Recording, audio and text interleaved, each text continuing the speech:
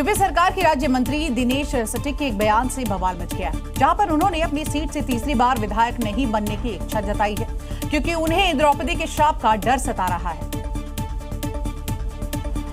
और यही कारण है कि हस्तिनापुर से दोबारा जीत पर मिथक तोड़ने वाले दिनेश खटीक अब डरे हुए हैं। एक बार कोई विधायक बनने के बाद हस्तिनापुर से कभी दोबारा एमएलए नहीं बना, कभी दोबारा कोई एमएलए नहीं बना। देश के अंदर मोदी जी जैसे व्यक्ति और उत्तर प्रदेश के अंदर योगी जैसे व्यक्ति थे, तभी उन्होंने मेरी नैया पार लगा करके दोबारा विधायक बनाने का काम किया। लेकिन उन्हें अब द्रौपदी के शाप का डर है।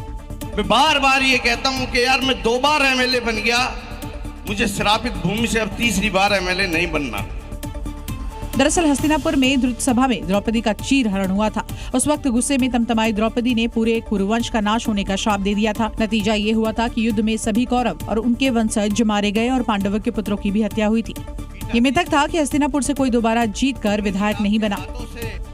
और अगली खबर लखनऊ से, जहां पर पूर्व पीएम अटल बिहारी वाजपेयी की जयंती पर आयोजित कार्यक्रम में कवि कुमार विश्वास ने कुछ ऐसा कहा कि सीएम योगी समेत तमाम लोग वहां ठहाके लगाने लगे। बुधवार को उत्तर प्रदेश विधानसभा में अनुपूरक बजट पर सीएम योगी ने सरकार का पक्ष रखा। उसके बाद शाम को लखनऊ में पूर्व पीएम अटल बिहारी वाजपेयी की याद में कार्यक्रम था, जिसमें कुमार विश्वास ने प्रस्तुति के दौरान डिप्टी सीएम ब्रजेश पाठक पर तंज कसा, जिसके बाद हॉल में ठहाके लगे। कुमार विश्वास और डिप्टी सीएम ब्रजेश पाठक अच्छे दोस्त हैं, तभी तो कुमार विश्वास मजे लेकर कह रहे हैं कि छात्र राजनीति से वो ब्रजेश पाठक के लिए मुफ्त में काम कर रहे हैं। मतलब साफ है, आप कितने भी बड़े पद पर चले जाएं, जब बात दोस्ती की आती है तो हंसी मजाक इसी तरह का होता है। तो देखिए, अरावली पर पिछले कुछ दिनों से मचे बवाल के बीच केंद्र सरकार ने बड़ा फैसला लिया है और अब नई माइनिंग लीज पर रोक लगाने के निर्देश दिए। इसके लिए वन और पर्यावरण मंत्रालय की ओर से राजस्थान, हरियाणा और गुजरात के चीफ सेक्रेटरी को पत्र लिखा गया है, जिसके मुताबिक जब तक नई गाइडलाइन तैयार नहीं होती तब तक नई माइनिंग लीज नहीं दी जाएगी। सरकार ने कहा कि वो अरावली इकोसिस्टम की लंबे समय तक सुरक्षा के लिए पूरी तरह प्रतिबद्ध है और माइनिंग गतिविधियों को सख्ती से रेगुलेट करेगी। सरकार के फैसले के मुताबिक ये रोक पूरे अरावली क्षेत्र में लागू होगी। इसका मकसद इस रेंज की अखंडता को बनाए रखना है, सभी अनियमित माइनिंग गतिविधियों को रोकना है। इसके अलावा मंत्रालय ने Indian council of forestry research and education को भी पूरी अरावली में अतिरिक्त इलाकों की पहचान करने का निर्देश दिया है। अरावली पर बढ़ते आक्रोश पर मोदी सरकार को पर्यावरण फर्स्ट वाली नीति के तहत आगे बढ़ने पर मजबूर होना पड़ा। सरकार के इस ऐतिहासिक कदम के बीच अब अरावली में अवैध खनन माफियाओं के लिए नए खेल की कोई गुंजाइश नहीं बचेगी। और अब अगली खबर बिहार से, जहां पर डिप्टी सीएम और राज्य के गृह मंत्री सम्राट चौधरी ने अपराध मुक्त बिहार की तारीख बता दी है। एक कार्यक्रम में उन्होंने कहा कि सिर्फ 3 महीने में वो बिहार से एक अपराधी को भगा देंगे। जी हाँ, आप सही सुन रहे हैं। जब से सम्राट चौधरी बिहार में गृह मंत्री बने हैं, तब से बिहार में बुलडोजर गरज रहा है, पुलिस एक्शन में है, न सिर्फ अपराधियों को पकड़ रही है बल्कि एनकाउंटर भी कर रही है। तभी तो सम्राट चौधरी दावा कर रहे हैं, जो अभी दिख रहे हैं वो आगे नहीं दिखेंगे।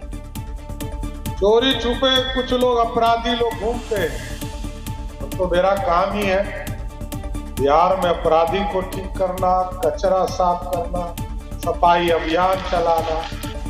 सम्राट चौधरी यही नहीं रुके, उन्होंने अपराध मुक्त बिहार की डेडलाइन भी तय कर दी है। जो नहीं भागा है अगले 3 महीनों में पक्का भगा दूंगा। बिहार में अपराधियों को सम्राट कुछ वैसे ही चेता रहे हैं जैसे यूपी में सीएम योगी चेताते हैं। इसलिए लोग कह भी रहे हैं कि सम्राट बिहार में क्राइम कंट्रोल के लिए योगी मॉडल पर काम कर रहे हैं। और अब बात करते हैं कर्नाटक के चित्रदुर्ग की, जहां पर दिल दहला देने वाली एक वारदात हुई है। आपको बता दें, यहां पर बेंगलुरु से गोकर्ण जा रही प्राइवेट स्लीपर बस की कंटेनर लॉरी से टकरा गई, जिसके बाद बस आग की लपटों में घिर गई। टक्कर इतनी भीषण थी कि दोनों गाड़ियों के इंजन में धमाका हुआ और चंद सेकंडों में आग ने पूरी बस को अपनी चपेट में ले लिया।